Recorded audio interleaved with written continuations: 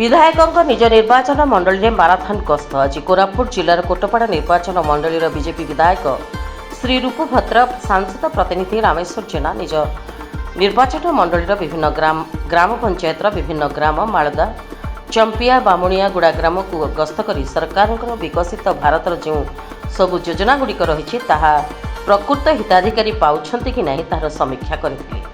प्रधानमंत्री आवास योजना सर्वे ठीक भाव में कराई नथिबारु विभागीय अधिकारी को तागिद करथिले। 80 वर्षर पेंशन हिताधिकारी माने अभियोग करथिले जे आमकु 1000 टंका मिलुछि।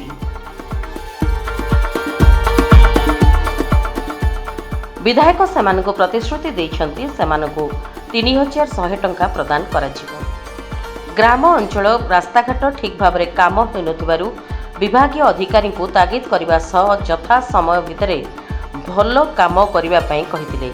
एही गस्त समय विधायकों प्रतिनिधि रामकृष्ण भद्रा, ससाहांडी पंचायत सभापति चक्रधर गादवा, युव नेता राजू बिशोई, संतोष प्रधान, मोना महांती, कैलाश माली प्रमुख उपस्थित थिले।